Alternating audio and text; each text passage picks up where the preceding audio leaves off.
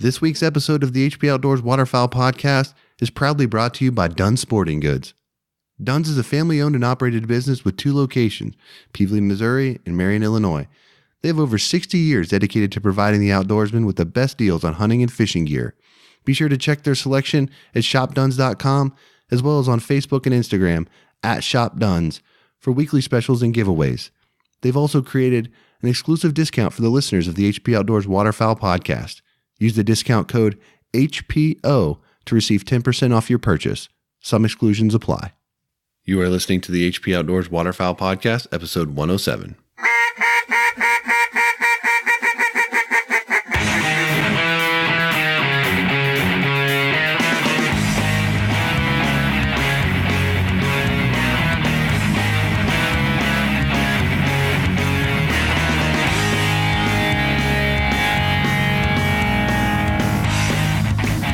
This week on the show, we're talking water safety and personal flotation device awareness with Brian Dalgliesh of Mustang Survival.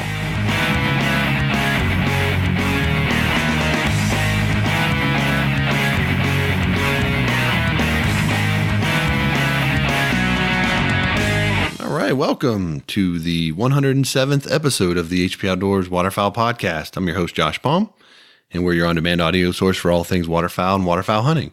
Check us out at hpoutdoors.com. If you're new to the show, you can head over to iTunes, Stitcher, Spotify, anywhere where you can find quality podcast content. You can find our show, catch up on all the past episodes, leave us a 5-star rating and review. We love that. Helps other hunters just like you find our show. If you're on social media, you can head over to Facebook, Twitter, Instagram. Find us on all of those platforms as well. If you're on Facebook, you can ask for permission in our Facebook listeners group. Get in there and chat with a bunch of listeners of the show, and also my co-host, Dan Harushka. Dan, what's up, man? Oh, I was reading something today and read that the longest recorded flight of a chicken is 13 seconds. Must have, what would lead a chicken to fly for 13 seconds? I don't know. I had chickens and they couldn't fly for anything close to that. And it leads me to wonder, what are you reading? Like, what are you doing? I thought you got out of the chicken game. Are you getting back in? Oh, no, I'm out of the chicken game. Yeah. Just random knowledge. Awesome. We'll appreciate that. And I also want to appreciate the sponsors of this week's show. Eukanuba. Out in the field, how you've prepared determines how you'll perform. With balanced fat and protein support peak condition, Eukanuba premium performance dog food enhances strength, energy, and endurance. So when the pavement ends and the truck doors finally swing open, you and your dogs are ready for anything. Strong, focused, ready for anything. That's a Eukanuba dog. And Lucky Duck, about the only creature that they can't deceive is you. Lucky Duck's more than just a brand. It's a lifestyle built around the subtle art of critter deception. So while you're focused on the business end of your shotgun or rifle, know that they're completely focused on what matters most, you. Whether you're in the duck blind, dove field, on a predator stand, or chasing turkeys, they're confident that their products will help you succeed. Check out their full lineup at luckyduck.com. Keep up with them and their latest news by following them on Facebook, Instagram, and Twitter. And 737 Duck Calls. Original design, select grade components, superior sound, and unparalleled service. 737 takes exceptional pride in producing the finest quality, best built premium calls in the market today. They're made right here in America, and they're offered only direct to consumer through their website. Shipping in the U.S. is always free, and international orders are also now accepted online. A 20-day money-back guarantee and a lifetime warranty accompanies every call purchased. 737 Duck Calls lead the flock. And Gunner Kennels, engineered for your dog, designed for travel, and built for your peace of mind, the G1 Kennel has set a new industry standard and put Gunner Kennels in a category all its own. Gunner Kennels was started to protect your pet, and it continues to be at the center of everything that they do. Gunner's dedicated to building the best and safest pet travel crate on the market. Man's best friend is there's man's best kennel. Check out their G1 series of kennels and accessories at gunnerkennels.com. And also the newest supporter of this show, OnX Hunt. OnX Hunt allows you to confidently navigate public and private land boundaries across the country. The Hunt app turns your smartphone into a fully functional GPS with more than 450 countrywide maps that give clear private and public land boundaries, trails, hunting-specific data, and more. Listeners of our show can receive 20% off of the Hunt app, either your choice of a premium or elite membership, when you use the code HP Outdoors at onxmaps.com. Also, thank you to Camp Chef and Black Rifle Coffee Company.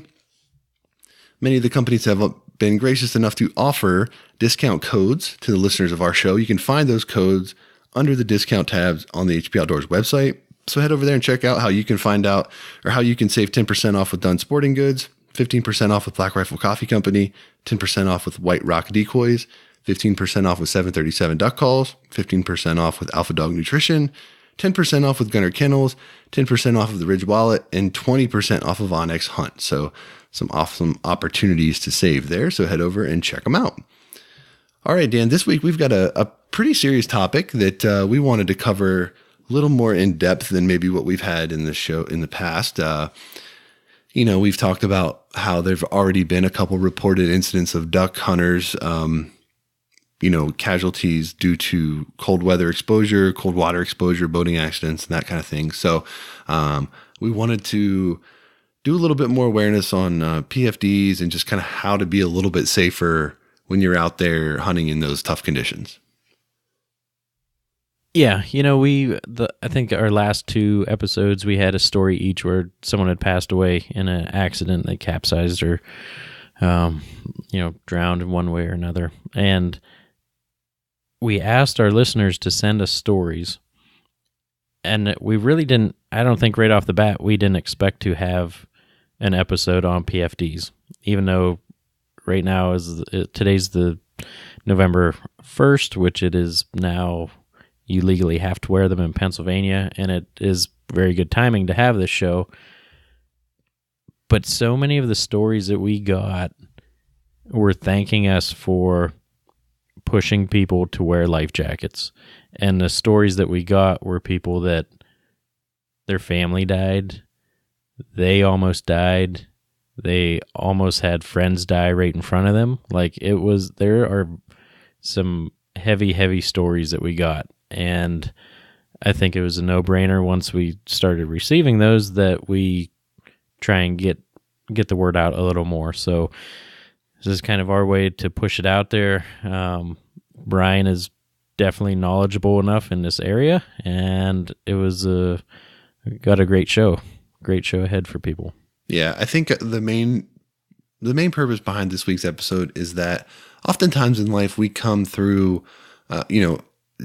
changes that take place in our life due to significant impact are caused because of a personal experience. So for those that have had a near catastrophic experience in cold water, when duck hunting, things like that, those people are probably wearing PFDs now. We're trying to reach the folks that have not had that opportunity yet, because I truly believe, we go out in the coldest and the toughest of conditions, and it's just not a matter of if, it's when you're going to put yourself in a situation that's a little dicey, and it's the ones that make it through that to learn the lesson that put the PFD on the next time. Not everybody's that fortunate, and not everyone's, makes it through that to learn the lesson. So hopefully some folks get some eye-opening information from this episode. Consider making a PFD more of their routine business if they aren't already, and put a little bit of perspective and kind of remind everyone to have it's good to have a healthy fear and a healthy respect of inclement weather and cold water, particularly deeper cold water in the coldest of temperatures.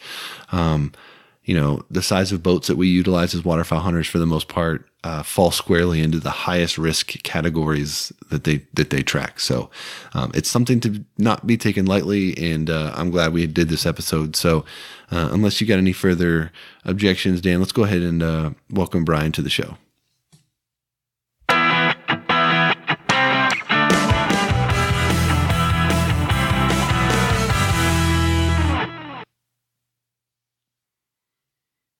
All right, guys, joining us this week to talk about a topic that it's a very important one, and it's often a tragic one when it comes up. This week we're joined by Brian Dalgliesh of Mustang Survival, talking some PFD awareness. Brian, how you doing, man? Doing well. How are you guys doing? Doing great. Really appreciate you taking some time to talk with us about a topic that is incredibly important. It's something that comes up every single year. And it's also something that I think probably a large percentage of people listening to this show are probably guilty of at one point or another in their duck hunting career. And it's, not wearing a personal flotation device when they need to and when they should be.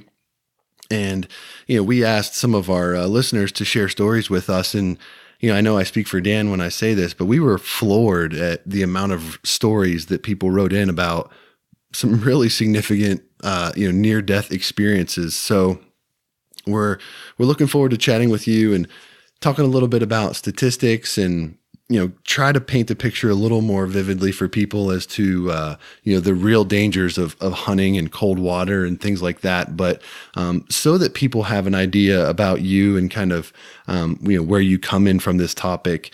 I know we talked a little bit about this before we started recording, but share with our audience a little bit about your background and just sort of how much time you've spent around, this type of stuff.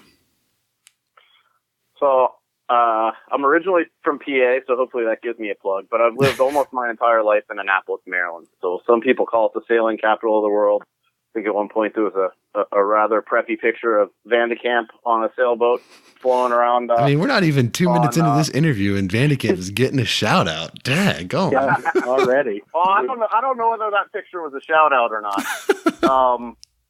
But so my whole life I've been on the water. So my family owned a restaurant business and we boated. So I knew restaurants and water. In my career, I chose water. So growing up on the water, under the water, over the water, I loved doing it.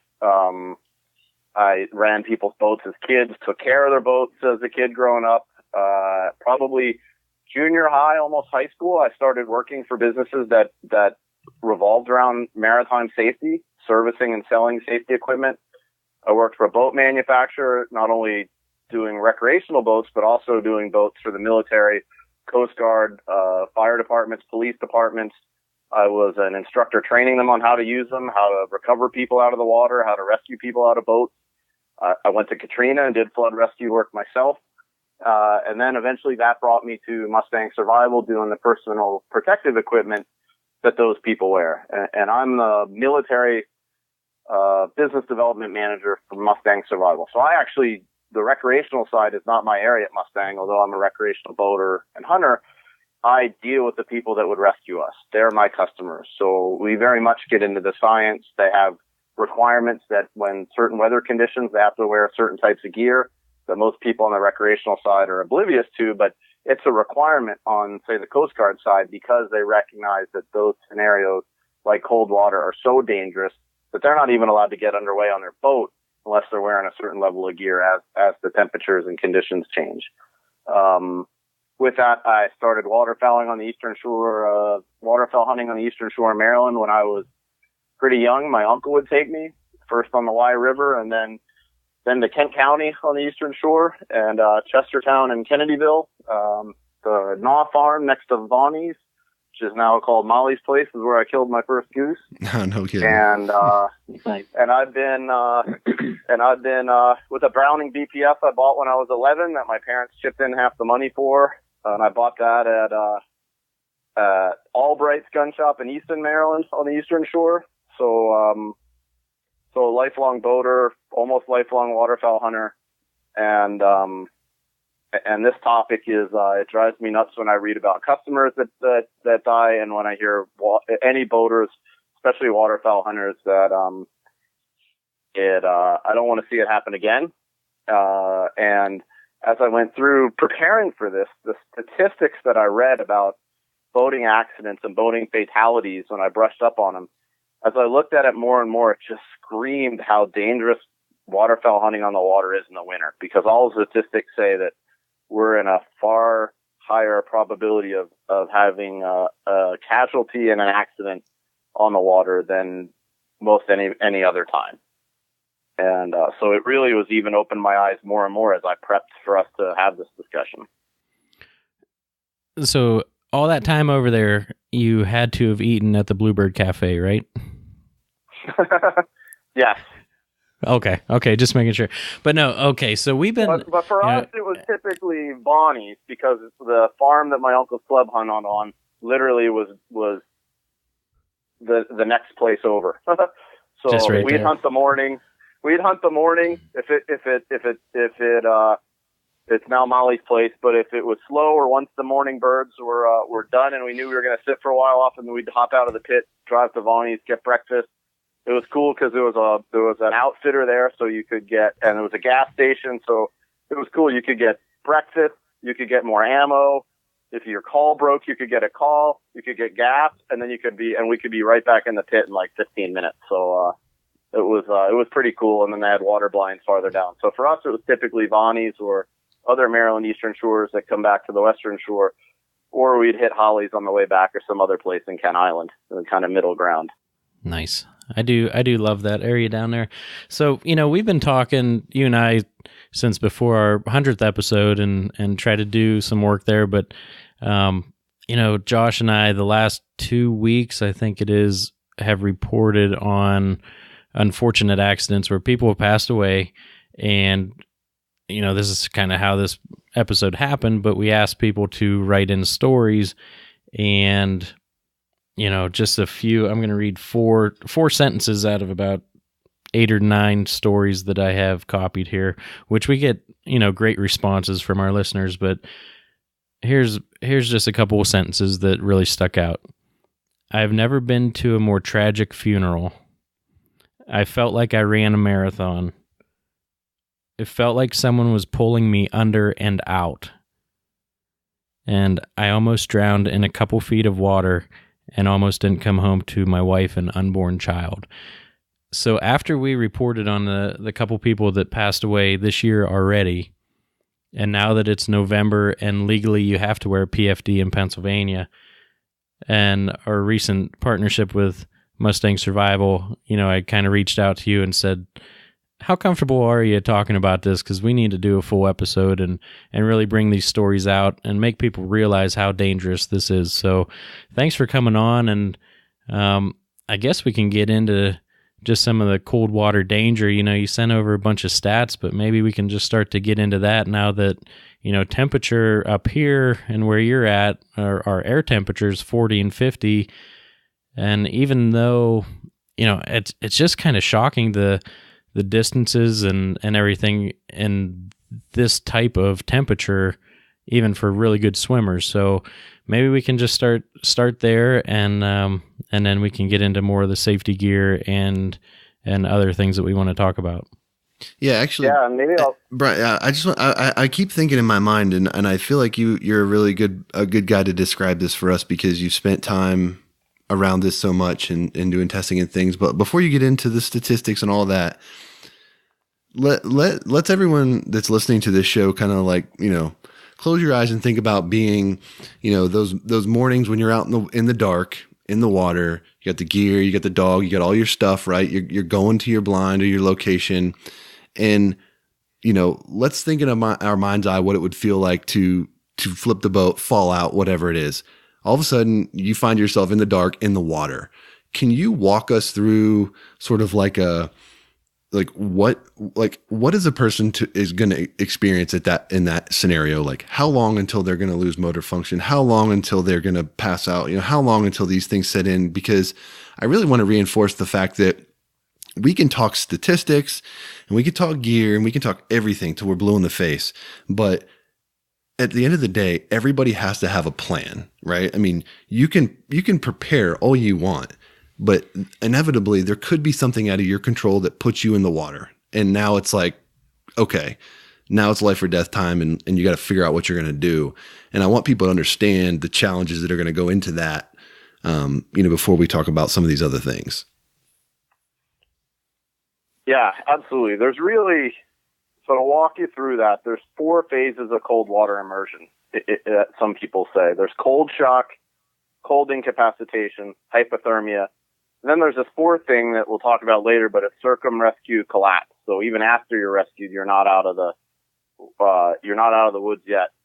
So the cold shock. So the first thing, you're going to hit that cold water and you get a shock, and there's no way around it. The colder the water is, the more the shock it is. You got about a minute or so to try and get your breathing under control. And in that shock, you can gasp and ingest water. You can get water in your lungs. and it creates a lot of panic. And this is the first place a PFD is important, because this is an automatic gasp reflex that happens when you hit cold water. It happens to almost everybody. It, you know, you can ingest water, you can hyperventilate. And if you panic during that, you might not get your breath back. And then you start ingesting more water, and then you drown. The other thing besides hyperventilating and the gasping and just ingesting water while you're gasping is, for some people, that cold shock can create cardiac issues. It can actually put you in cardiac arrest. So imagine somebody, an older hunter with cardiac problems, that shock could give them a heart attack. And if you're not wearing a life jacket, then you're going to drown. And a cold shock can even induce cardiac arrest in younger people too. But, you know, we see in sports all the time, kids dying because they didn't know that they had a cardiac issue. And, you know, I grew up playing lacrosse, but even in baseball or something like that, they just get hit in the chest at the wrong place, the wrong time with a ball hard enough, and they collapse on the field. So, you know, just that first minute that you're in the water, those things can happen. And then you get past that, and you might not have any more than, you know, you have 5 to 15 minutes before your muscles don't work anymore. So what happens, and I'm not a doctor, I'm not a physiologist, but in layman's terms, you're in that cold water, your body realizes it, and it tries to protect itself. And what does it try to protect? The organs, your core. So it literally, your body will automatically decrease the blood flow to your extremities to try and preserve heat in the core. And as that happens, you start losing dexterity and mobility, and eventually your muscles just stop working. No matter how much you will them to work, they will not work. So people think about, oh, I've got a cell phone and it's in a dry bag and I'll get that out and I'll call for help. Well, your fingers might stop working in 5 minutes. How are you going to, and I mean, sometimes I hunt in the morning before work and I have to monitor emails because I'm dealing with military people all over the world in all different time zones. So I'll admit I'll be in the blind and I'll have to check emails, but it's better than not hunting. So anybody that frowns on that, I'll say, well, I'd rather do that than not hunt. But if it's raining, I can't work the touchscreen on my iPhone. So once it gets too wet. So think about that. Like, how are you going to get help if you can't move, if your fingers don't work anymore after 5 minutes? And after 10 minutes, none of your arms don't work anymore and your legs don't work anymore. If you don't have a life jacket, you drown. So your plan has to be, how can I quickly call for help as my fingers are stopping working?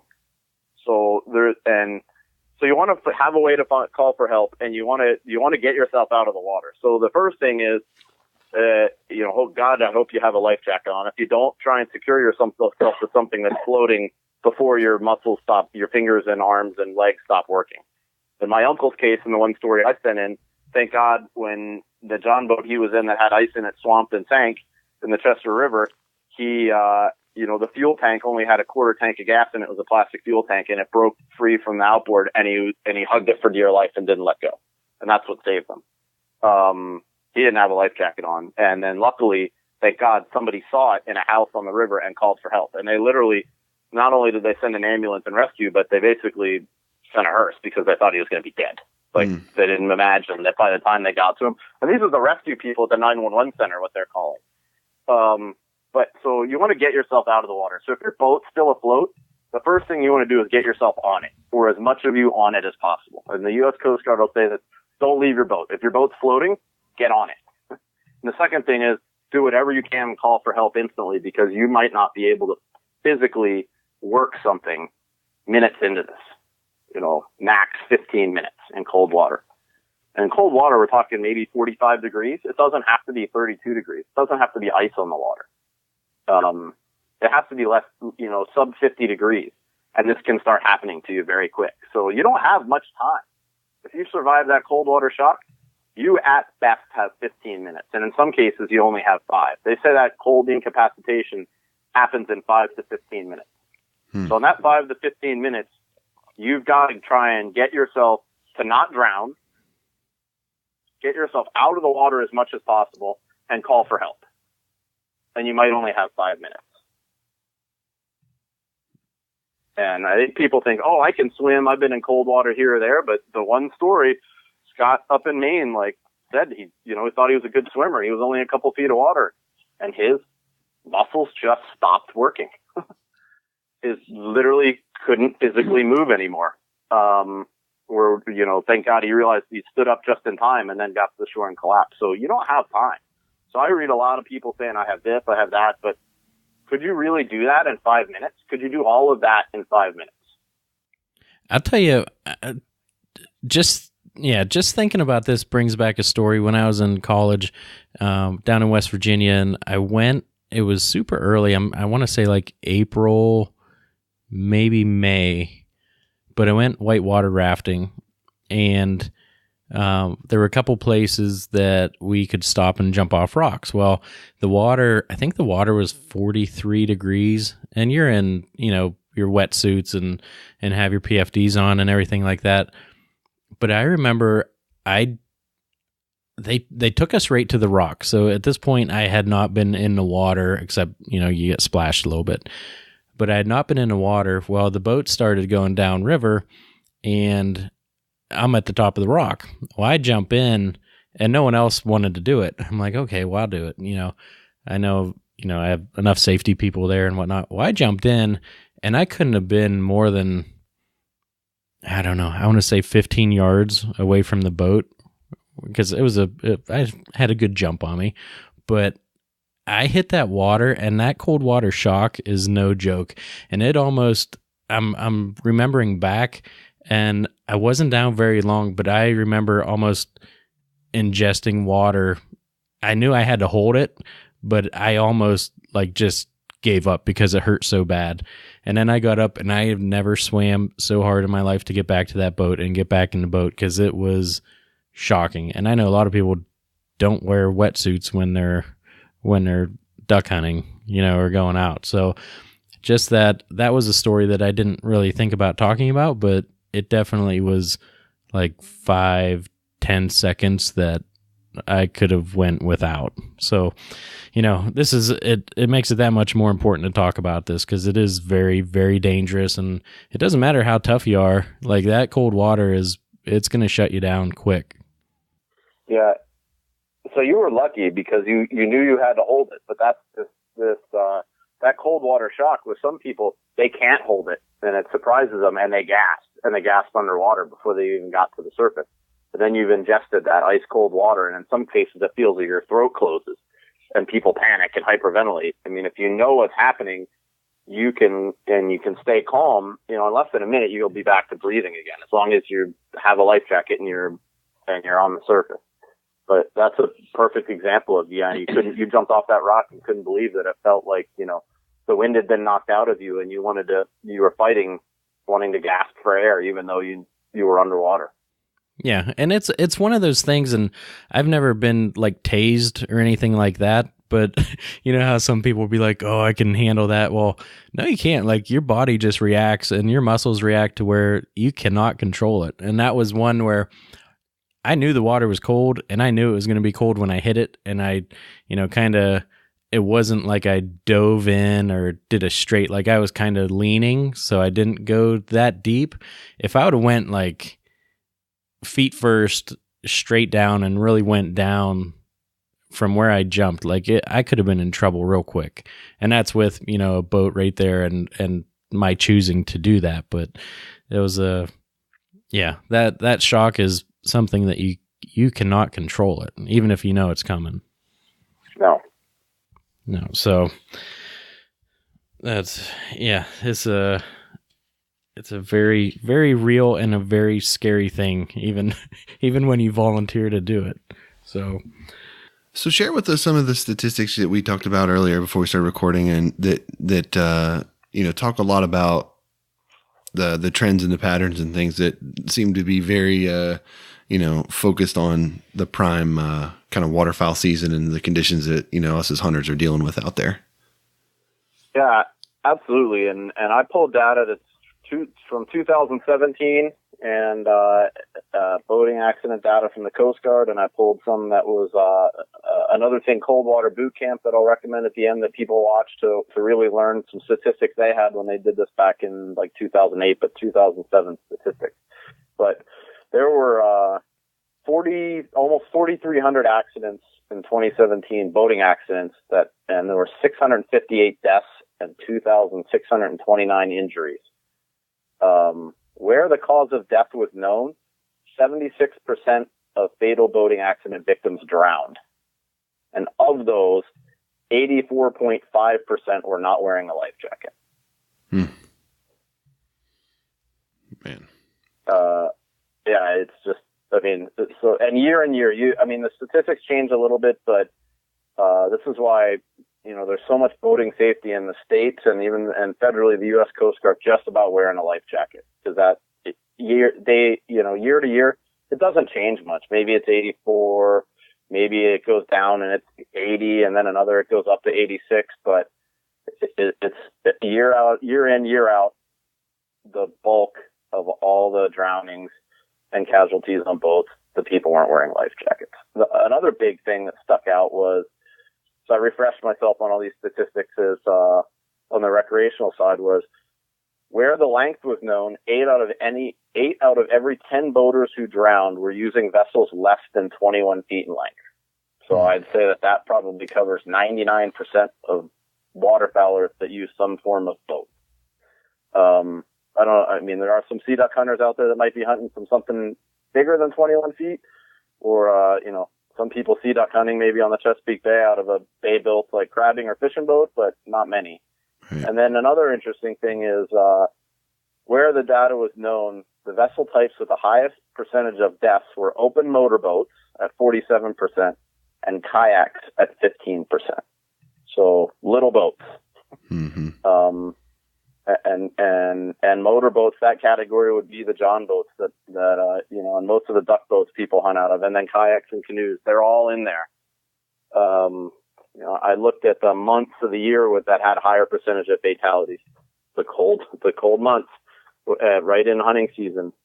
I looked at the time of day that have higher casualties, and it's prime waterfowl hunting, especially in the morning, catching the morning flight. And a lot of times I looked at hey, that's right about when we're leaving the boat ramp, to head to our spots. And, high contributing factors were, overloading, improper loading, people not sitting in the right places on boats, which I see people overloading boats and people sitting on top of their gear in not great places. I looked at weather. I looked at the bodies of water, lakes that had high percentages of injuries and fatalities, lakes, ponds, reservoirs, rivers, streams, creeks, swamps, bayous. It's not in the ocean. It's all in the smaller sloughs and canals. It was like describing where I hunt in some places. Brian, didn't you? Go ahead. I was going to say, didn't you mention one stat when we kind of started talking about this that, and I forget what the percentage was, but a lot of these people die within 6 feet of help, 6 feet of being saved. It was something ridiculous. Yeah. So, so that was kind of where I was going. So when you talk about all fatalities, I'll go to cold and then the distance. So, the Coast Guard found that, in accidents where the water was warm, it was, above 60 degrees, it was only 3% fatality rate.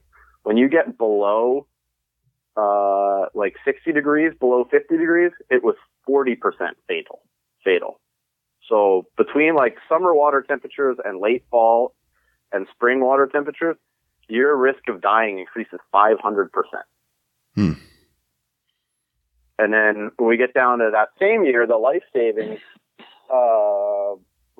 organizations did a similar study. 60% of the boaters that drowned were in water less than 50 degrees.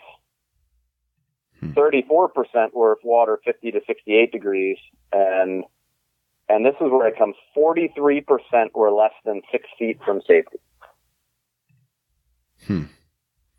Man, that's crazy. So, you know, I talk about the water incapacitating you and you not being able to move in, you know, in no more than 15 minutes. And in many cases, it's 5 to 10 minutes. And then you think about 43% died less than 6 feet from safety, and 90% of those didn't have a life jacket on. You don't have much time, so you better have a plan, like you said, Dan. So, Josh, I want to ask you, when you were at Penn State and training for baseball, did you guys do a lot of water training, swimming, stuff like that? Never? See, we did, and I'm just thinking like a college-sized pool and swimming in, you know, relatively comfortable water for, I don't know, 10, 15 minutes. And I'm wondering how far I actually swam when I was in shape and not in duck hunting garb. And then I'm thinking of just like, you know, I took Sadie out for her first duck hunt the other day and thinking, you know, what if you're just in the middle of one of these little bays and you fall in and you, like Brian said, you have 5, maybe 10, maybe 15 minutes to swim with all that gear on, with all your clothing on. How far can you really make it? And even these little bodies of water, I mean, in 5 minutes with that stuff on and the initial shock and shutting down of your limbs, I don't think you can make it very far, especially if you don't have a PFD on. Not at all. And they even talk about this cold water boot camp that I talked about. They even say, you know, don't even try to swim if you don't have a PFD on. And the thing with swimming is your swimming increases your blood flow to the muscles, but it also expedites heat loss. So while you think moving keeps you warm, in water it doesn't. So water saps your body loses heat 25 times faster in water than in air. So it's another reason why this is so dangerous. And when you're swimming, your body actually loses heat faster. So if you don't have a life jacket on and you're trying to swim for shore, you're just sapping your body of heat, because your chances of making it are almost none. You're cooling the nerves and muscle fibers faster, and you're making breathing more difficult, and you're getting exhausted. Especially when it's cold. Studies have kind of shown that while you're wearing a PFD and the water is above 50 degrees, novice swimmers were able to swim 800 meters. And expert swimmers were 1,500 meters. But that's in warm water. We're talking 50 to 59 degrees Fahrenheit is kind of where that study found. But as you get colder, that exponentially gets reduced.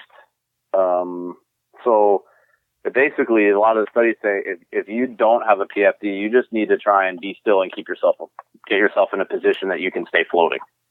With a PFD, you might have a chance, but if you can get yourself on your boat and most of your body out of the water, you got a better chance. And those are people just in day clothes. Like you said, if you're wearing waders or 5 layers of waterfowl clothing, you know, well, that stuff's not going to drag you down.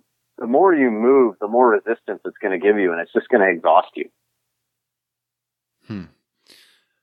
So I'm curious as to what your opinion is on this, because I feel like this is sort of a similar issue, and I feel like I've talked about this on the show before, but I can't recall, that archery hunting has gone through over time, and that I can remember when I first started archery hunting, when I was 12 years old, it wasn't super common for people to wear, a harness of any kind in a tree stand. A lot of folks didn't. And, it was the same thing that kind of happened in society over time when it came to wearing the seatbelt. It's like for a long time, people didn't wear seatbelts that often. And then, people started wearing them and they're complaining, oh, it's not that comfortable, or it inhibits me from one way or the other. But over time, and I'm going to parallel back to the archery hunting thing, it's to the point now where most people wear a harness in tree stands, and rarely, if you find someone who doesn't wear one, will you not find other people to say hey, you really should, or here, I got an old one, take this, or, wear something, right? And so it's the awareness for that has come a long way. I feel like, I don't know if I would say the same about duck hunting. And in this case that we're talking about here, I know that there's tons of people that go out that don't wear a PFD. There's tons of people that won't say anything to somebody else who's not wearing one when they go out. And again, I understand like in PA or whatever, if it's against the law, that might be a different deal. But why do you think that is? Like, why do you think this particular issue has not made a little more progress maybe than, some of the other areas that are kind of in a similar vein? It's tough. It's a nut we've been trying to crack at Mustang and the Coast Guard and state agencies. I think it's just that a lot of people don't realize how comfortable they've gotten, and they really have, and they're not bulky and they're not heavy, and you can get ones that are not very hot, and they've become far more comfortable. But in some cases, I think, maybe it's exposure, maybe when you're not near the coast and where you're in places that you don't have a lot of selection, and maybe the only place you get to go is a Walmart, and maybe Walmart only has the old school foam, same old stuff you've been seeing forever, only, maybe now the kids ones have Snoopy on them or something like that. But really, and they're uncomfortable and they're hot. And for some, maybe it's an investment. So you look at those foam ones and you can get a cheap one for $5 or $10 at a big box retail, and you can stick it in the bow of your boat or stick it under a seat and think I'm good. Or to get a really comfortable one, you're talking about spending almost $100. And I think until people have these close calls that you guys got all these emails about, and some of what you sent to me, people, some of these comments were learned, like, if I don't have it on, it's not going to do me any good. And people, I think, are really naive, and they think that, well, if it's within arm's reach, I'll be able to get it and put it on. Well, if your boat capsizes, you might not be able to get to it. If you get ejected from the boat, you're not going to be able to get to your life preserver. If you have this cold water shock and then you're incapacitated, you might not be able to get to it and then get it on in the water. It's not easy to get a life jacket on in the water unless you practice it.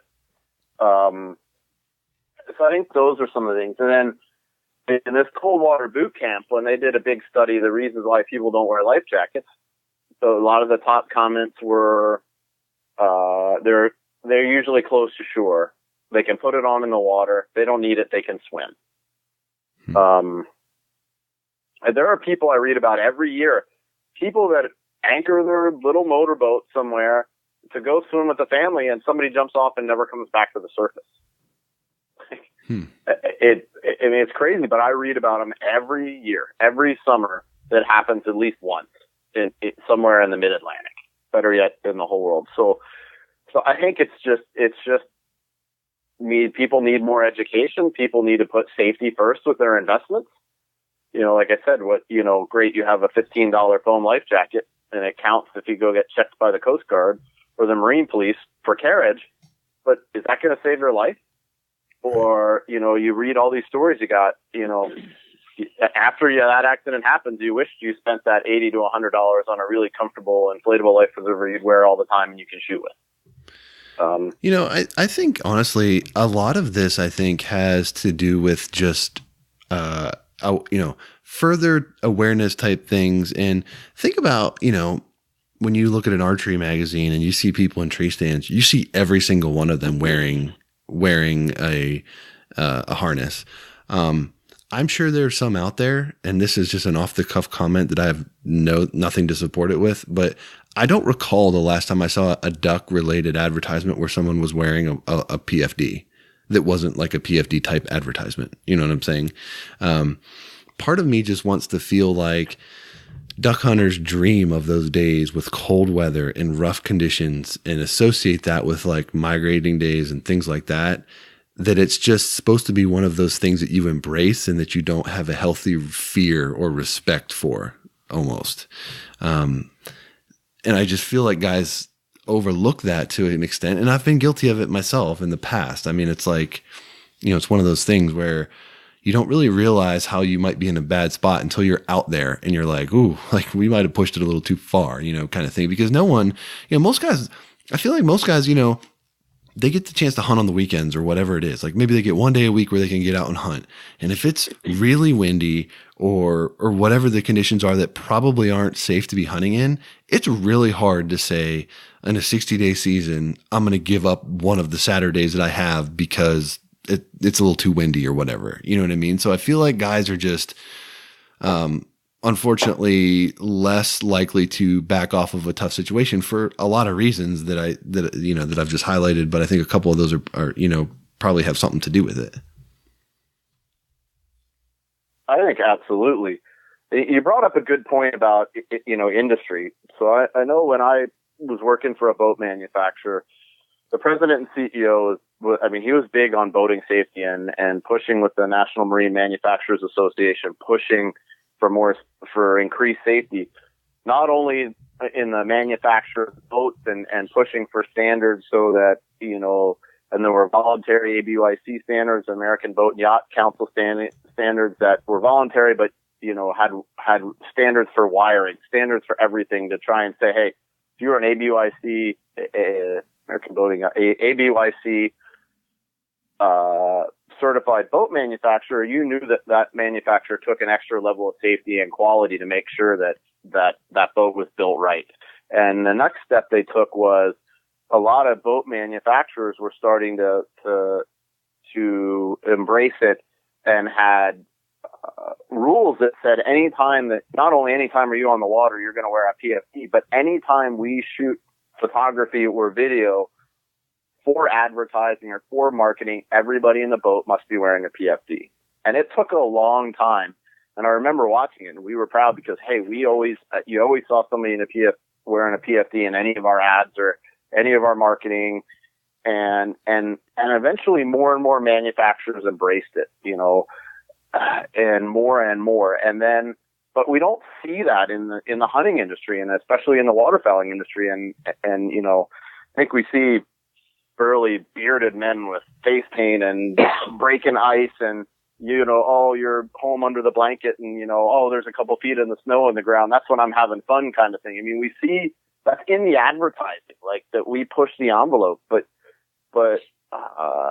we don't see the safety that goes along with it. And it is something that, the boat manufacturers in this industry and the people that are shooting the marketing and stuff, we need to embrace what it sounds like. I remember the beginnings of that tree stand. I did a little deer hunting. I don't do it now, but I do remember nobody ever wore one. And then all of a sudden, some were here and there. They weren't very comfortable. Now people are wearing full fall arrest harnesses and you can actually move and sit in them and they're not cumbersome. And now you're seeing it in all the photography. Well, I think, we do need that in the waterfowl industry of making sure in the marketing that we're marketing in a safe manner and we're promoting safety, not just gun safety, but all around safety. Yeah. And I mean, I'm not going to pick on any one individual boat manufacturer, but I had I went to one of the big names in duck boat industry and I looked at their website and they do have some pictures with people wearing PFDs. But right now I'm looking at 4 guys in a 17-foot boat with a max horsepower rating of 50 that they've probably got an actual 25 horse in this picture, it appears to me. But there's 4 guys in the boat, 2 of which are standing up throwing decoys and none of them are wearing life jackets of any kind. And I feel like, and again, I'm not banging on this particular company because they all do it, but I feel like it's more about like, oh, make sure you can see his lanyard with the bands and like some calls and, they're painting that whole thing. And I do believe that does deep down have impact on people and thinking that, and kind of being complacent with PFDs. They think of PFDs as something they have to have on the boat to meet some sort of, legal or state or whatever requirement. They don't think about it as like, something that my life might depend on. Yeah, and I don't believe they're doing it intentionally. I just think definitely that not. Nobody's thought about it, and it's a culture thing, and nobody's brought it up, and probably nobody in that company said, "Hey, you know what? We should probably all have life jackets on for this." The other thing from a boat manufacturer standpoint that we did But I mean, I would take boats out and intentionally try to break them sometimes. And I would go out in boats when there were small craft advisories and people, like, they were telling people not to go out. But the craft I had was capable of it. I was trained to operate it, and I had the right equipment. I filed float plans, all this stuff. But so we did it just from a safety and liability standpoint, but then that translated over into the marketing, and it probably started with the Coast Guard or National Safe Boating Council trying to get more people to wear it, saying, hey, if everybody's looking at, at this, contender or regulator or Grady White advertising, I mean, these are big saltwater fishing boats, offshore fishing boats.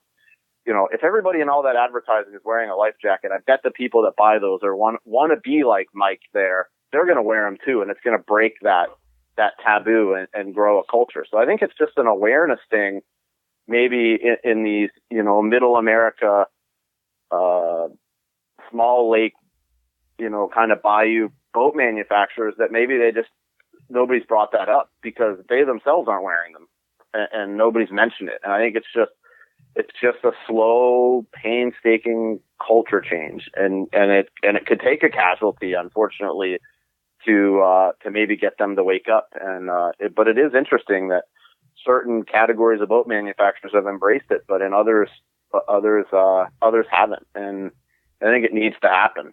And I think the other thing is probably there's not a lot of choices out there. We have Mossy Oak Shadowgrass Blades is the camo pattern that Mustang uses right now in their stuff. It doesn't match the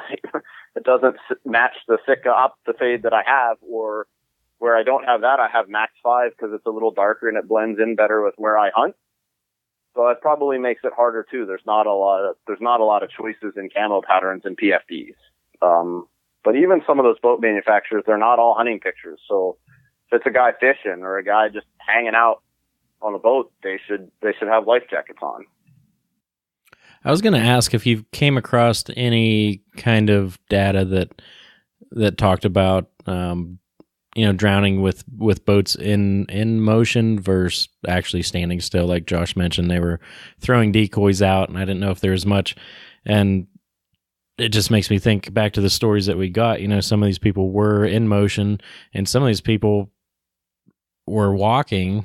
They were just going out to retrieve a bird or walking out and setting decoys and ended up under the water and stuck. So, did you end up finding anything like that? I didn't. It could have been buried in there, but you said I read numerous cases every year where people just jumped off the boat to go for a swim and never came back up. So I think it's people falling off their boats at the dock and drowning. So I haven't. There's probably more in motion than not, but there's definitely a lot of fatalities that happen with boats that aren't in motion or boats that are even at a slow speed. And you even think about the data about the types of vessels. Number 2 on the list was kayaks. They're not moving very quick. Right. And canoes are in there too, and boats under 21 feet aren't moving very fast. So, a lot of it, when I looked at the bodies of water, the water conditions, the winds, like the high, wind, when I even look at the wind when there was a casualty, the highest percentage was when in light winds, light and moderate winds, like less than 15 miles an hour. So and day and night, I don't think that matters. I think when you get into boating while intoxicated and things like that, it does. But these drowning incidents happen at the dock, people at anchor, people, going slow, people just paddling. It's just, in all types of conditions. So I don't think motion versus not in motion has a huge impact. I think if not, it would have jumped out, higher up. And when I was looking at all these statistics, it would have stood out and said, hey, fast boats are where people die. And it wasn't there at all. Now, and another question I had would be, with all your background, what's your thoughts on neoprene waders versus breathable waders as far as buoyancy goes? regardless of what waders you're wearing, you need to wear a wader belt. You need to wear a wader belt, and it needs to be pretty snug, because water in waders is going to be a detriment. It may not cause you to drown, but it's going to be a detriment. You're going to get cold fast. It's going to be harder to move around. It's going to be harder to get out of the water, because your water weighs roughly 8.5 pounds a gallon. You could fit a lot of water in a loose-fitting waders. You can find a lot of videos online where people in pools and stuff are intentionally going in the water with neoprene waders, and they don't make you sink. So, and here's an important thing to think about when your waders flood. Water weighs the same amount in the wader as it does out of the wader. So just because water is in your wader, doesn't make it any heavier. It does make it more cumbersome. It makes it harder to move. But the water inside your wader doesn't weigh any more than the water outside of your wader. So if you're floating in the water and there's water in your wader, the water's not going to make you sink, because it's not any heavier than the water that's out of the wader. Now, neoprene it's foam. It's a closed-celled foam, and it's inherently buoyant. So you can float in neoprene waders. But you gotta know what to do. If you panic, like I said, if they fill up with water and you panic and you're trying to swim, you're just going to get exhausted. And if the top of your waders is underwater, depending on how you're moving, what happens as you're panicking is you try to move up, and the water resistance, because your waders are full of water and they've kind of bellowed out, filled up like a balloon. It's like a bucket. Try pulling a bucket, up out of the water when it's underwater versus when there's some water in the bucket and the lip of the bucket is above water. Your resistance exponentially gets lower. So like people talk about, I had heavy like waterman's boots on, rubber pull-on boots, and they were pulling me under. Well, what was it? They weren't pulling you under. The water in there weighs the same as the water in and out. But as you're trying to like bicycle kick to tread water, those boots are full of water. They've like inflated, and now they're like a big air brake. So every time you pull your foot up to try and do a bicycle kick trying to tread water, that resistance is kind of pulling you down. It's not the water in the boot that's pulling you down. It's the resistance that's happening because that pull-on boot is bellowed out, and it's like you have a bucket strapped to the bottom of your feet, and you try and lift that bucket up, and the resistance is greater than your buoyancy, so it pulls you down. Where if you just froze, you wouldn't sink. Or if you just treaded water with your arms instead of your boots and your legs, it wouldn't pull you under. So if you're calm and you don't panic and you have neoprene waders on, you will float. You might not float the orientation that you want. So it could be your waders could put you face down and make you want to lay on your belly. So you got to figure out how to roll yourself over and get on your back. So ideally, you should get in the water and try it, because your waders might have some air trap that might lift your legs up. And if you're on your belly, it might lift your legs up and try and push your face down, especially if you don't have a life jacket on. If you're calm and you know what to do and you can roll over and kind of sit and float on your back, you're going to be floating and it's not going to pull you under. Now, with breathable waders, which is I've made the transition. I'll never go back. I have not, and I wanted to do it before my buddy covered up his pool, and I didn't do it. I have not been in the water with breathable waders.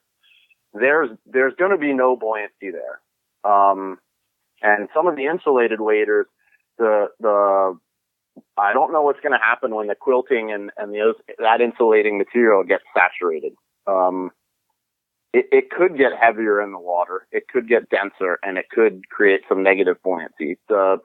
If you're wearing breathable waders that aren't insulated, or like the new Sika waders, or just uninsulated breathable waders, they're not going to be any heavier. They're not going to pull you down. It's going to make you very hard to move and hard to swim, but they're not going to pull you down. They're not going to create negative buoyancy. And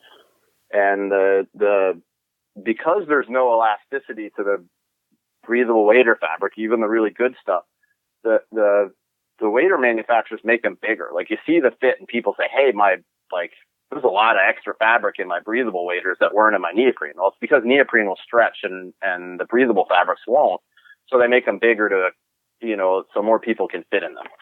So that could act as a big water scoop. So that's why cinching mine have an elastic cinch at the top. Sometimes I forget, but when I realize I forget, I cinch that tight, and I always have my wader belt snug. And that will prevent that water from flooding into your waders, pulling your core temperature down faster, and also it will help. It will make it so it's not like that big bucket that every time you try to pull yourself up, they're pulling you under because you've got this big kind of air brake or water scoop underneath. So that's a key thing. With a life jacket, you don't have to worry about it. But I haven't done a float test with my breathable waders, and I think it's something that should be done. My buddy's covered his pool, unfortunately, and I don't feel like jumping in the river to do it. But probably in the spring I'm going to do it. But you think, the best fishing waders out there on the market are breathable Sims waders that are the similar Gore-Tex to what Sitka is using. And those guys religiously use the wader belts, and they're in more swift moving water. And that's where the waders get dangerous too, is moving water. If you're in a river that has a swift current, and I think one of those comments was like the Niagara, it's even more dangerous. And falling in that water with waders on gets even harder because the water is going to grab onto the drag of that wader and make it even harder. So, and moving water can take your feet out from under you really quick. So if you talk about, you had said, well, what about wearing a PFD when you're just wading and you're not in the boat? And I kind of said, where I am, there's no current and I don't wade very far from shore. And now I've got a dog that's got her first retrieved a couple weeks ago. So I'll be wading less. But if I was by myself, I put it on. So I'm hunting solo. And if I was in a place where there was current, I would absolutely put on a PFD if I was going to wade out there after a bird. Because if you trip in moving water, you're not going to regain your footing, and you're going to be hundreds of feet or hundreds of yards down the river before you even know what happened. And in the rescue world, they call that swift water, and you have to have a whole other level of water rescue training to even go rescue somebody in moving water versus still water. In the fire service, it's a whole other category of training in order to be even qualified to go rescue somebody in a river that has a high, fast current, or a stream that has fast current. Mm-hmm. So what are some things that you would recommend people maintain on their boat, in addition to a PFD? What are some other things that they can have that may make a difference, in saving their life or someone that they're with's life if they find themselves in a bad situation?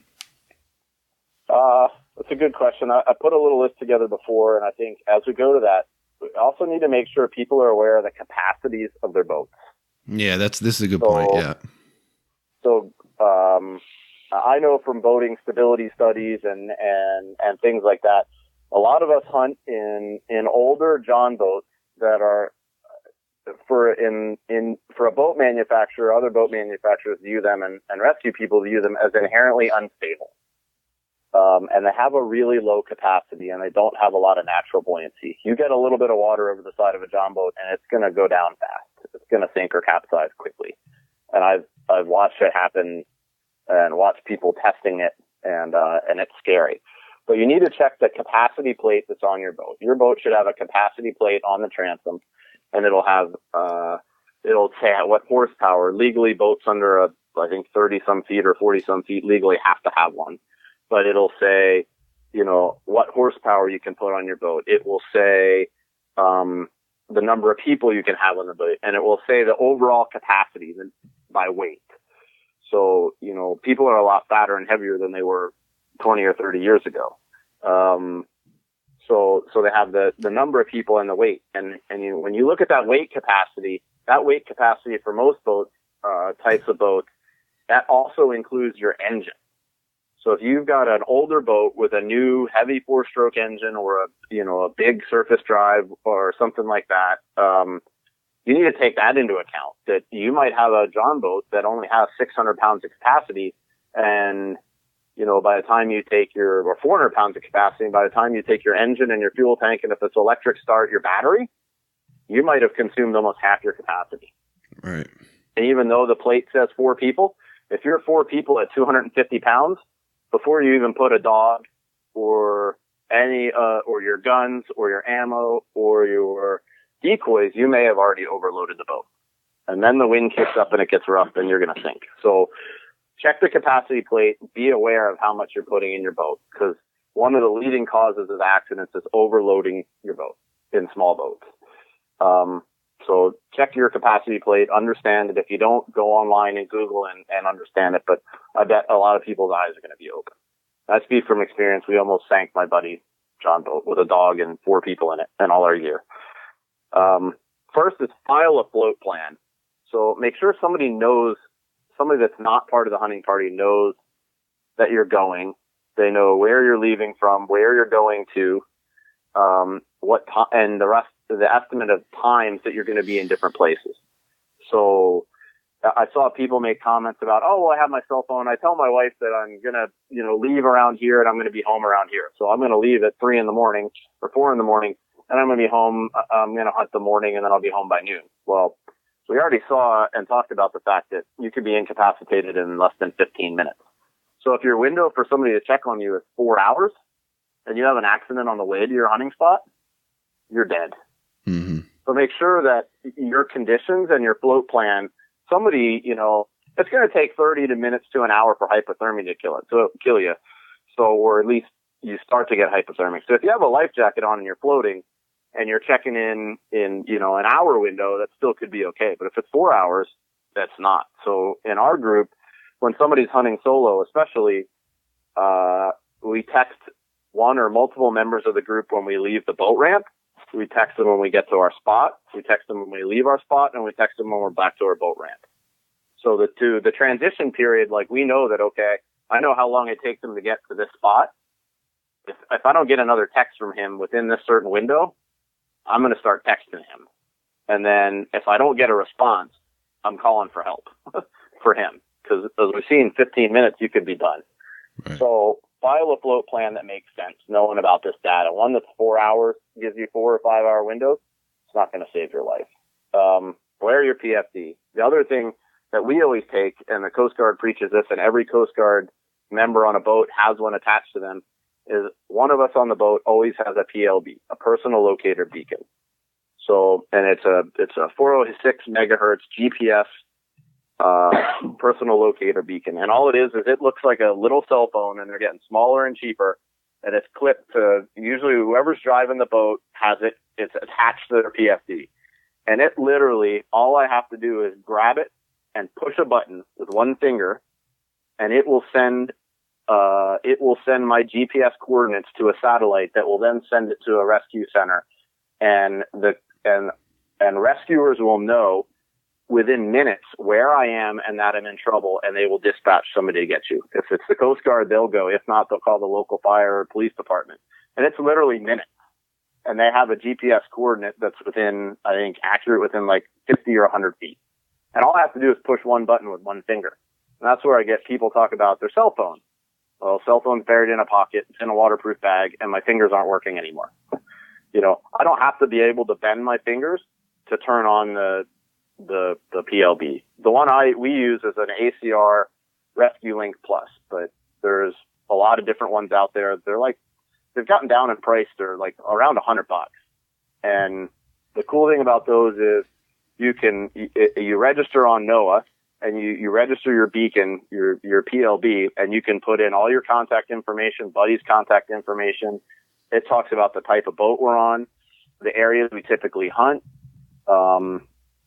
It gives emergency contacts. So if it goes off, they can call my wife or my buddy's wife, or it calls one of us in the group to say, hey, is this person out hunting or fishing? Are they in trouble? Yeah. Okay. And the other thing is, if you have medical conditions, you can put that in there too. So if the person that has it or is regular hunting has a cardiac condition, you can put that in. So they know that if this person's in trouble, they send ALS.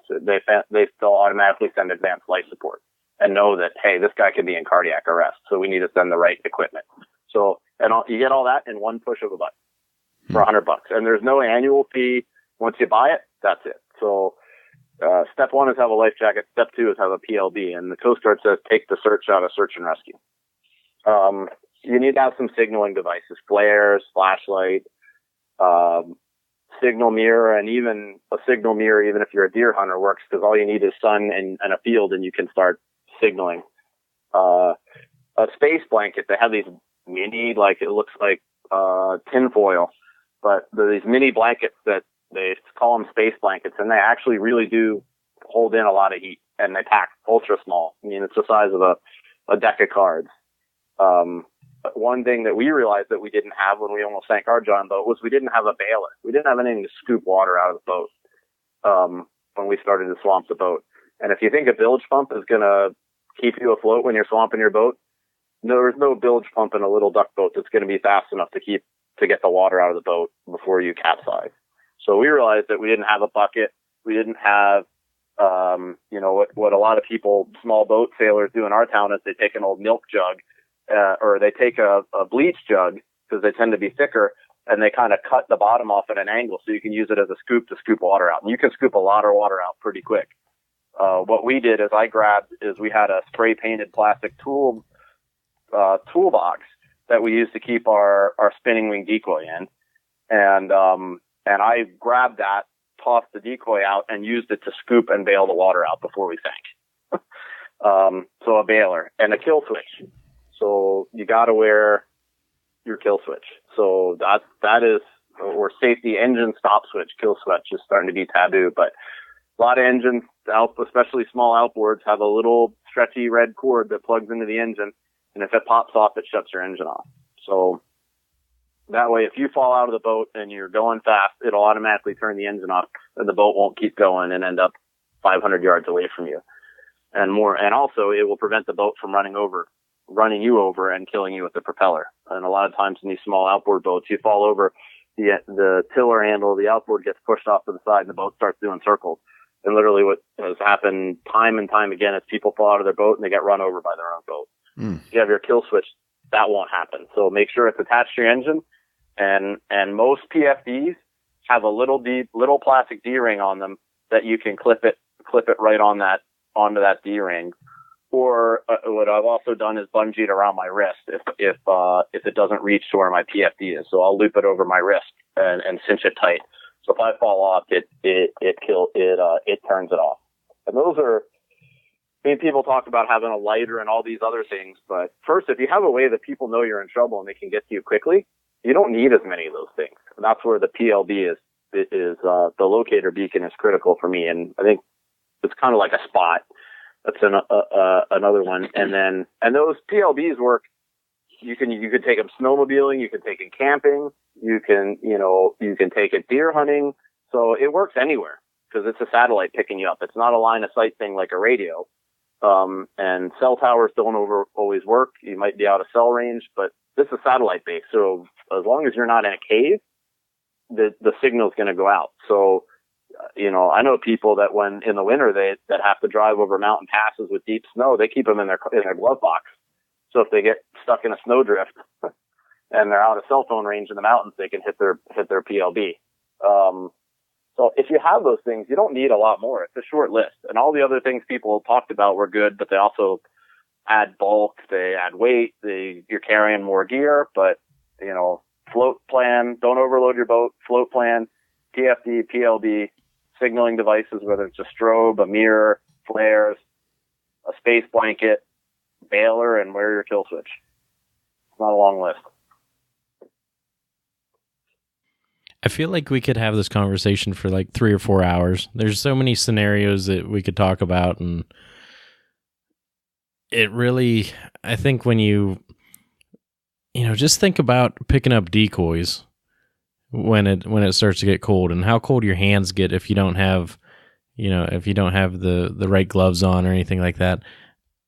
I mean, the body isn't made to be in that cold water, and I really hope that our listeners, take this to heart and know that we're doing this out of, caring for our fellow duck hunters, and hopefully they start wearing them if they're not, and they make everyone in their boat wear them, because it's really, I know I speak for Josh when I say it, but it's not our favorite thing to talk about on the show is when we have to read another report of someone passing away of a duck hunting accident in cold water. So, Brian, I think you brought a lot of great points to this episode, and I don't know if there's anything else you want to touch on.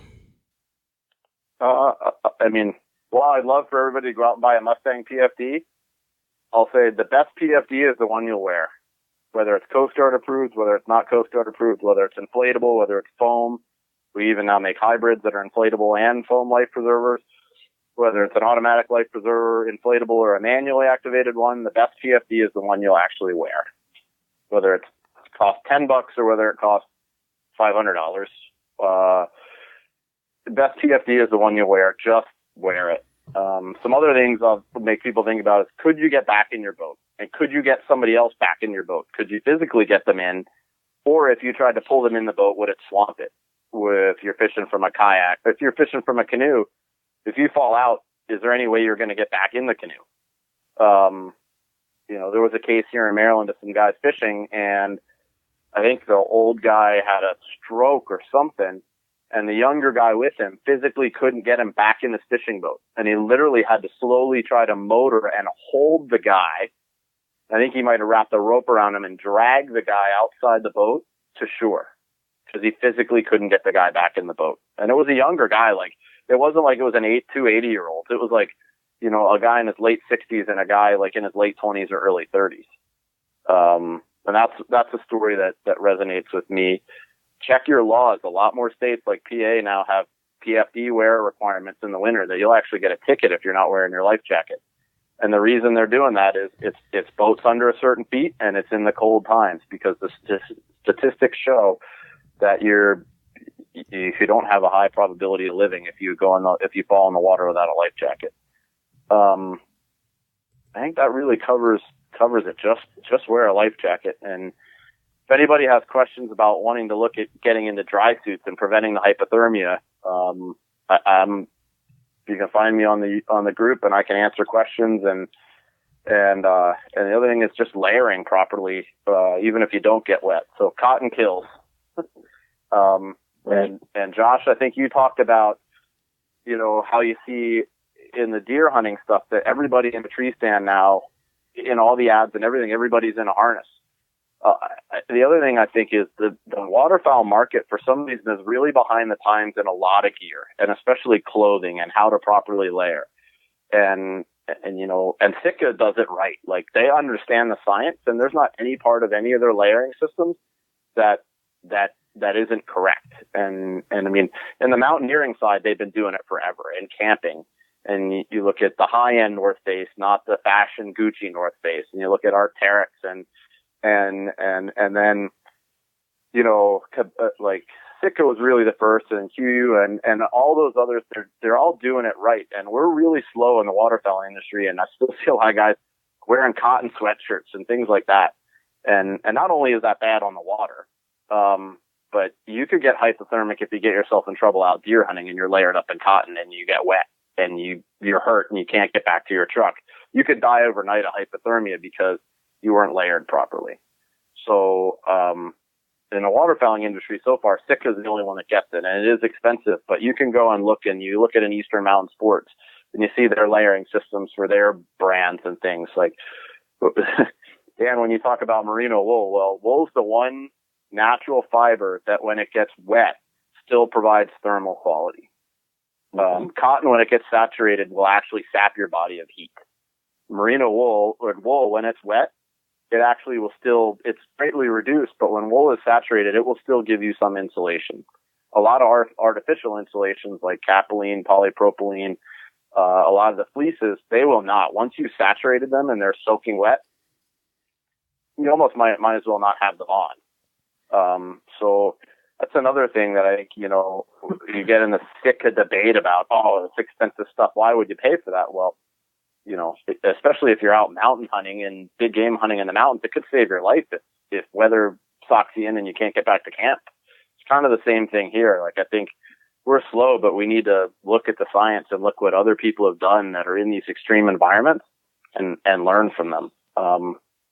I got everybody in my group is now starting to wear better base layers, and everybody in our group now, and I'm the new guy in our group and the group that I hunt with, every one of them wears a life jacket now. And it's interesting, from the first year, I was the only one, and then one started wearing it, and now everyone, and now we bring extra. So we offer one to everybody that comes with us if a guest comes with us.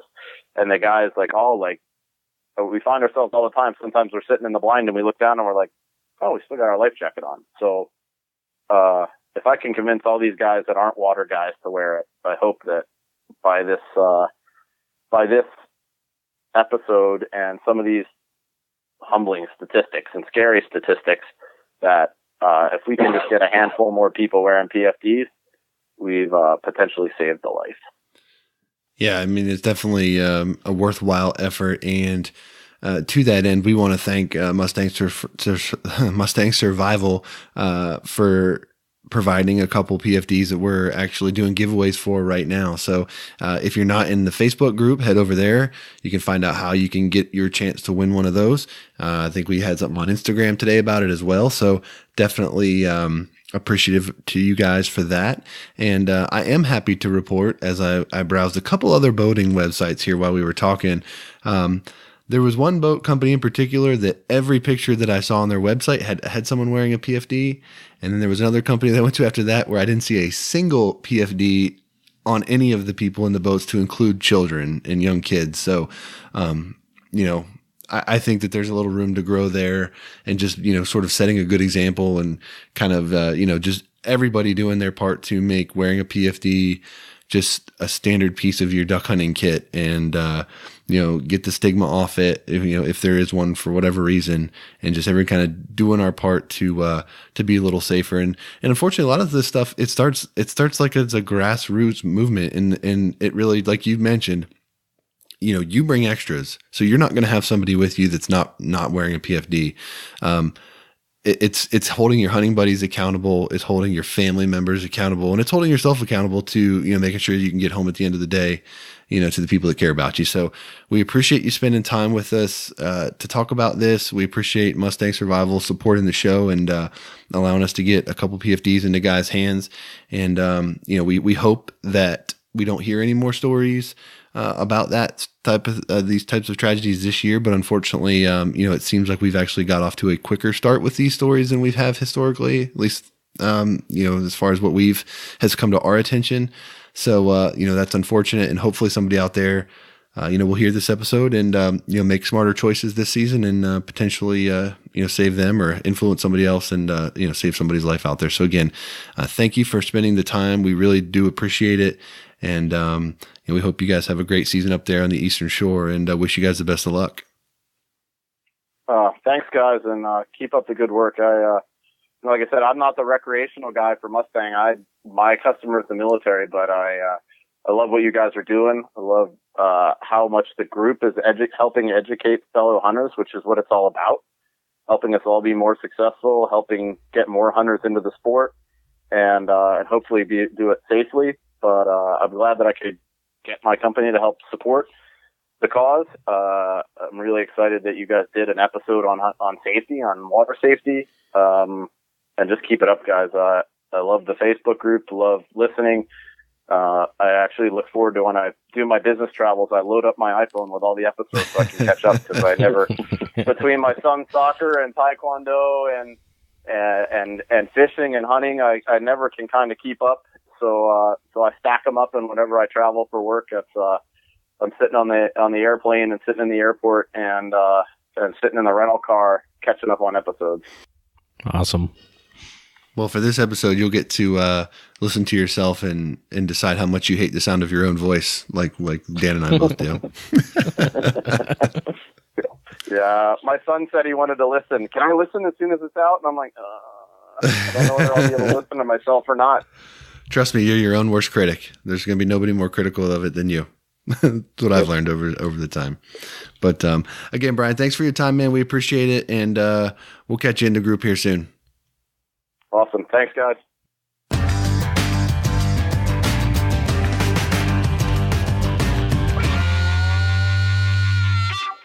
All right. Well, we appreciate Brian taking some time to shed some light on a tough topic with us, and it's a lot of eye-opening information there that hopefully will have some impact on the folks out there listening on the other end of this microphone. And we'll think twice about heading out into out on the boat this year without the proper flotation device, not only in the boat but actually on and being utilized. Yeah, I think if they listen to that talk, it should push a little bit better. And I do apologize. I've been under the weather the last few days, so I had some coughing. So much coughing through the middle of that. I tried to turn and not cough, and I'd look back and it registered pretty well through the microphone. So I do apologize for that. Still feel like crap, but you know, going back to some of the stories that we did get, a lot of the issues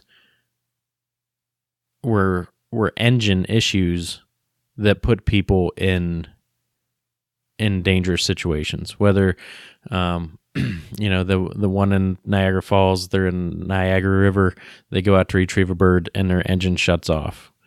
And there's another one where a guy was in another river, the engine shuts off, and it ended up, he floated sideways and sunk his boat right there. So if he didn't have a PFD on that day, he definitely would have been dead. Like, there's no doubt about it.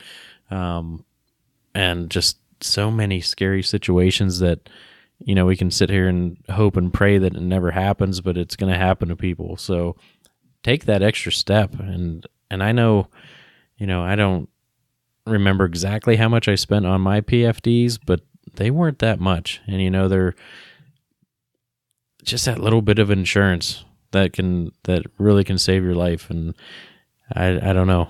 You know, thinking back to the story I was telling about jumping in that cold water, and that initial shock, you might think you're tough. You might think you're an alpha male and a big bad duck hunter and stuff. When you get put in that cold water, those big bad muscles get shut down real quick. Like, it doesn't matter how tough you think you are, you know, it takes it right out of you, and there's nothing you can do about it. So take the extra step, wear a PFD, make everyone you're with wear one, and just be smart.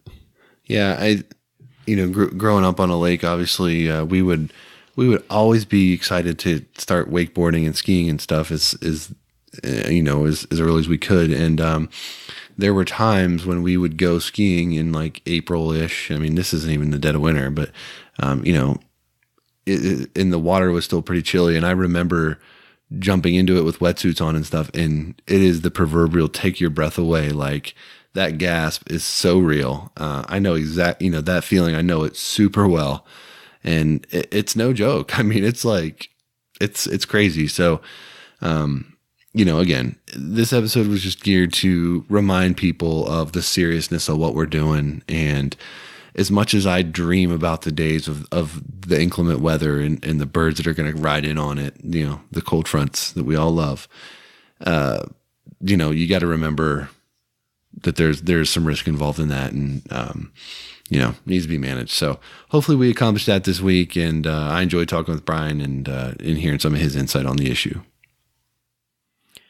Yeah, man, I don't have much more to say than that, and I feel another cough episode coming on, so I hope people listen, and I hope they act on it before we have to read another story. And actually, today, I did read another story about a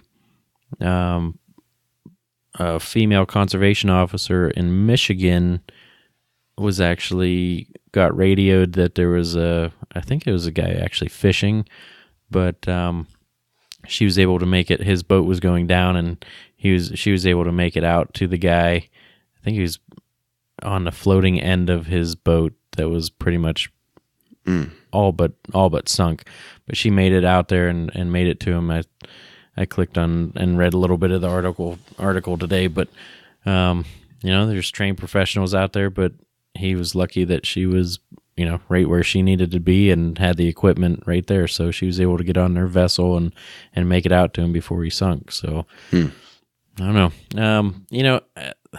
I have the InReach, and I'm thinking about looking into some of these other little devices that, a one-stop shop, one little push of a button, and you have emergency services on the way. I like how he brought that up, and $100 for camping and everything else that we do out in the woods. And I don't know, there's a lot of thought that's going to go into that, and probably end up with something like that here soon too. Yeah, no doubt. Same boat here. So, all right, man. Well, we've We've put in a good effort this week. You got one more thing for me? One more thing. All right. The judge called you back, even though you didn't pick up today. So by the time this episode airs, we will know if you can go to Kansas or not. Correct. Yeah, they called me and, said, hey, this is, such and such from the jury office, whatever. Give me a call back. And I was like, all right, you could have just kind of told me what the deal was. But so by the time I got in the message, they were closed for the day. So I'm going to be going up to Philly, Jersey for a wedding this weekend. So I will be in the car tomorrow. And I will make sure I call them during business hours and get the deal. So the wait will be over, hopefully, with a positive ending for me. So nice. If not, I'm not sure what I'm going to do besides do jury duty and be upset about it. So anyway, let's go ahead and wrap this week up. But before we do, just take a minute to thank again Dunn Sporting Goods, Eukanuba, Lucky Duck, 737 Duck Calls, Gunner Kennels, Onyx Hunt, Camp Chef, and Black Rifle Coffee Company. Guys, we say it every week. Please support the companies that support us. Take advantage of the discount codes that are available to you and enjoy some savings on some good quality gear. And with that, we'll go ahead and put a bow on this week. All right, that does it. Episode 107 in the books. Hopefully you guys enjoyed our discussion and got a little bit of information about how to be a little safer this year on the water. If you're new to the show, head over to iTunes. Check out all the past episodes. Leave us 5-star ratings and reviews. It helps duck hunters just like you find our show. The season's kicking up. The air's getting cold. Birds are starting to move down. Starting to see great photos all over the internet. Share them with us. Show us what you're doing. Let us know you're having a good time out there. And until next week, for Dan, I'm Josh. Take care.